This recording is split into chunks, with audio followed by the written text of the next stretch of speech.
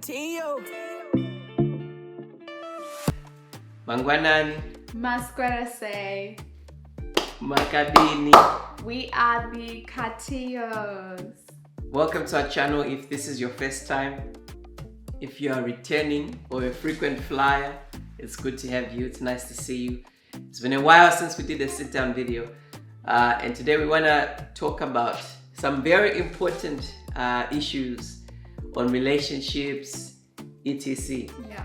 So, ladies first. For me, Yeah. what I wanted to touch on first was, I Ah. guess, your perception of relationships. Whether you're in the dating game or you are dating or whatever is happening in your life. I think your perception is very important, and what you perceive is sort of what you will take in. So if you're constantly saying that men are trash, there's no all the men out there are toxic, there's no good men out there, the reality is you're not really gonna find many good men, because all you're, I guess, prophesying out there is that there's no good men. Men are trash. It's a common So I thing guess I've seen. this thing, there's this, hey, manifest it, manifest. So yeah. you're gonna manifest. You're gonna manifest. It's speak positive. From your mouth comes life. So I think it's important to speak what you want and also speak good things upon your life. So if your friends out there saying, hey, everybody is Okay, you brought up what you're saying is so loaded. I'm trying to oh my god, attack it from different angles.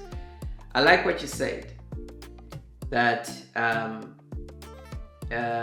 essentially we attract like. yeah. So if we're a negative person, we tend to gravitate to other negative people. Yeah. I would like to think of life as social media, as YouTube, the algorithm of life, so to say.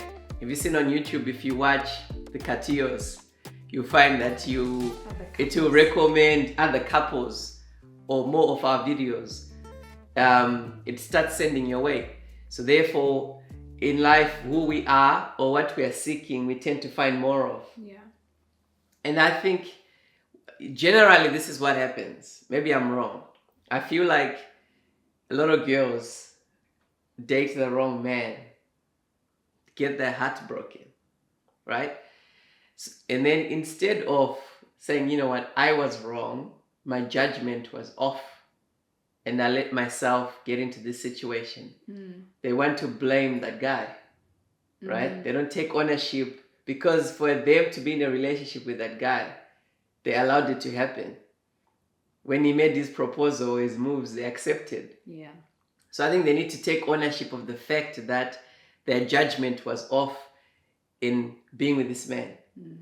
And then because they don't want to take ownership of that, and he's the evil person and they're the victim, they naturally tend to then find other bitter young women or other bitter women, and they gather together and advise each other, right? So you've heard the story that those who can't teach. I think that's off. So now they teach each other bitterness, okay? I think it's a mistake we make as young people, whereby if you read in the Bible, when Solomon died and his son took over, your phones are ringing mid-shoot. Anyway, when Solomon died and his son took over, Solomon's advisors were there ready to advise his son. And they advised him, but he took the advice of his friends. Like, his friends are the same age as him. What do they know about ruling a country, right? Your friends are the same age as you, and they've had the same experiences as you. They've had the same bitterness as you. So how can they teach you anything otherwise? How can a bunch of girls or guys who have had failed relationships come together and inform each other on what makes a successful relationship? Yeah. That is my question. It's like the blind leading the blind. The blind leading the blind. Yeah. I think, yeah, what you have to say there is quite insightful, because something just popped into my head, which is the fact that when you and I were courting, we had a lot of issues when we first were just doing things on our own. But once we got a counselor and someone older than us to sit there and be like, yeah, you overreacted. No, this is a big issue that can be a problem later on and needs to be fixed now. Yeah. There are a lot of things that we were able to get over very quickly as compared to festering on them. So I think, yeah, definitely having the correct people around you and not just people who are in the same situation as you can be very beneficial for your mindset of, you know, life and the things around you. Plus, this is a common saying, to have what you've never had, you have to do something you've never done, right? Yeah. So if you're hanging out with people who have done the same things as you, it's time to find people who are where you want to be, not where you're trying to come out of, or where you've been. So yeah, definitely. I think perception and, you know, mindset and who we have around us is very important. So maybe environment, we can say. Yeah. Environment and outlook. I think number 2, now that we touched on mentorship and stuff, I think often, right, people will look at couples on the internet. Some people will even look at us. They might look at couples on the internet or couples in their church and say, wow, I love this couple and what's going on with them. I think that's a good thing, but I think there's some things that we need to be aware of when we start to do that. Yeah. What do you think some of those things could be? I think what goes into those couples or those relationships, what goes into having that idealistic relationship or that couple goals. Some of the, you know, actions you have to take, some of the sacrifices you have to make in order to have what those people have. And I guess you don't know what sacrifices they make in the background unless you approach them and ask or have that dialogue or know or if they're open enough, or if they're open enough to tell you, you know what, this is what we did, A, B, C, D to get where we are in our relationship. Yeah. Wow. So I guess so what you're saying is people love the results, but they don't want to know the method, or they don't know the method. Yeah. Like people see a bodybuilder at the gym. They love the body. That's the results. But they don't necessarily know the workout regime, how often he works out, how he walks past the fried chicken and goes to the boiled eggs, you know, stuff like that. Yeah? That often we can admire people, but we don't necessarily admire the lifestyle. It's true. Like, I think I've seen it in my own life where people, I'm not trying to be cocky, but people want to be friends with me, right? I don't know why, but I can see that they like the idea of me, but they're not necessarily prepared to have my lifestyle. They're not necessarily prepared to never drink, to never smoke, to never go to the nightclubs, to wake up at like 5 a.m. and pray, to fast, etc. Like we often admire people, but we don't often know the mechanics that make that individual. We admire Cristiano Ronaldo, but we don't know that when he was a kid, he was tying weights around his ankles and running and training to get to where he was. But I think with that being said though, it's really hard sometimes to know the truth, especially with social media. Yeah. There's so many couples who seem to have it all together. Then you hear they broke up, or she's cheating, or she's cheating, or he's cheating. Yeah. So I would say if you're looking for mentors, look for something that with longevity and transparency. Look for something that has longevity and transparency. And I think the best way to honestly to guarantee that you've got the good mentors that you can learn from is to look from within. Yeah. Look at your parents' relationship. Look at your pastors. These are people you sort of see every day. I mean, learn from your parents' mistakes, right? get rid of their mistakes and improve on their good, right? Cut out some of that stuff out of if you're training, cut out the junk, keep the good. Because you have to do what suits you. For someone else, maybe they have to have 8 eggs a day. Yeah, true. I guess. Okay.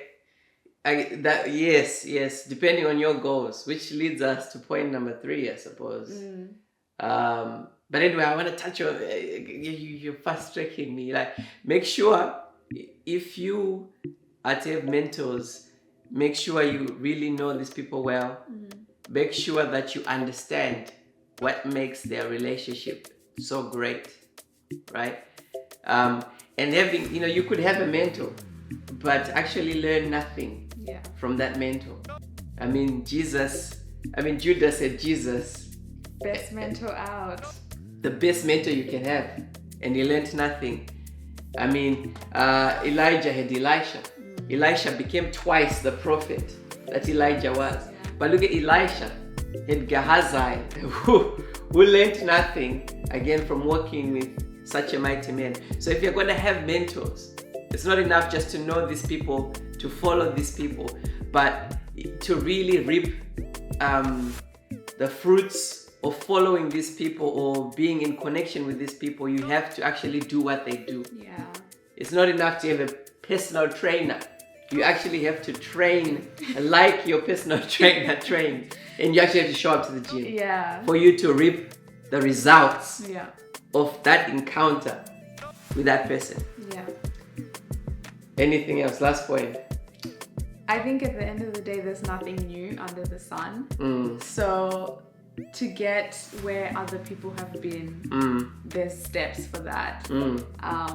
So no 2-minute noodles. No 2-minute noodles, no nothing like that. You have to put in the work to see the tangible and longevity of the repercussions. Otherwise, 2-minute noodles, they suffice for the time being. They have no nutrients, no nothing. If anything, in the long run, they're not too great for your body. Yeah. But a whole meal, cooked, chopped, seasoned, all that kind of jazz, it takes time and effort. But the repercussions and the benefits that you get in the long run are so much better. So at the end of the day, it's really about what you want. Do you want a quick meal, a quick fix, a quick this? That's it. Knowing what you want. Knowing what you want. Exactly. Or do you want something that is tangible? Do you want something that is good? Do you want something that will last? Yeah. And that goes back to relationships as well. Do you want something quick, a quick fling that will disappear, or a quick marriage that will disappear, this, that? Or do you want something to cultivate a marriage, a relationship, or something that will go for 10, 20, 30, 50, 70, 80 if you last by the grace of God. Yes, together. It would be those old couples in the nursing home. We've been 47 years married together. I don't want to be on the nursing home. Okay, sorry. You'll be in a farm in Africa. In a farm in Africa. Free. Watching the not chickens, telling the chickens you've been 47. Sitting there with all the kids in the village. Yeah, you're having to listen to the wise when uncle. I was in Australia. No, but I think it's very important as a young girl, young boy, young guy, as a man, as a woman, to know what you want, to write it down. Because when you don't know what you want, you accept anything. Yeah. I remember when we were praying, and God actually said that to me at one point in terms of careers and stuff, that I do not know what I want. And therefore I do not know my value. I do not know my value. I don't know what I want. So whatever comes, I accept. It's the same thing with our lives, right? If you don't know what you are looking for, the type of man, if you don't know what you're worth as a person, and sometimes we think so lowly of ourselves because we're not even putting the work into ourselves. Yeah. If you're studying, you're praying, you're fit, you're not gonna just Go for I learned something recently, that habits lead on to other habits. You find that a person who's not committed to going for a walk or going for a run will not be committed to eating fruits and vegetables. Yeah. Yeah. But a person who's committed to watching TV a lot and sitting and playing video games will naturally gravitate towards fast food and stuff. So habits lead to other habits. So if you're not consciously putting an effort to better yourself and improve yourself, you find that you are in a way you're doing the reverse. You're because you're not developing yourself, you're downgrading yourself, and because you're downgrading yourself, you view yourself in a bad light. Same think it so easy. And because you see yourself in a bad light, you accept every Jack and Jill that comes. Right? Know what you want, know what you deserve, know what you're worth. And you have to really know what you want, because the enemy will test you. We know in the story of Moses what Moses was doing. Pharaoh's, wise men, sorcerers were also making the same miracles, counterfeit spirit.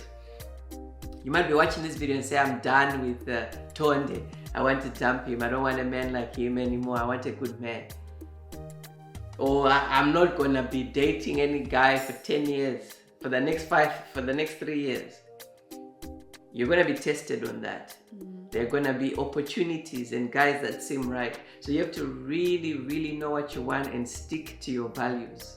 Because if you don't know where you're going, you end up elsewhere. Or in the same place again. Yeah.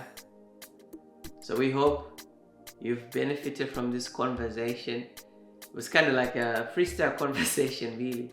But if I can summarize it, or if we can summarize it, what would you say point number 1 was? Point number 1? You forgot. Point number 1 was mentality. Yeah.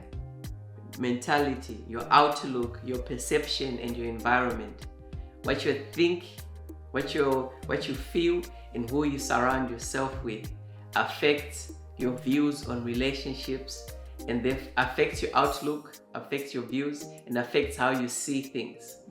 Number 2, it's good to have couple goals or people you admire, but really make sure that these people are whom they seem to be, and really take time to understand what makes them successful. And after you understand what makes them successful, do the same things. To have the same results, you must train the same way. And number 3, and the last point, was know what you want, know what you deserve, know your worth. Work on yourself, because if you develop yourself, you develop your self-confidence. If you have the habit of picking up a book, you soon develop the habit of picking up a journal. You soon develop a habit of doing other things that benefit you. But if you have a habit of slackening, you have a habit of sitting and watching TV all day, you soon develop the habit of eating a whole bag of chips. You soon develop the habit of fast food, etc. One thing leads to another. Know what you want and do not settle for less.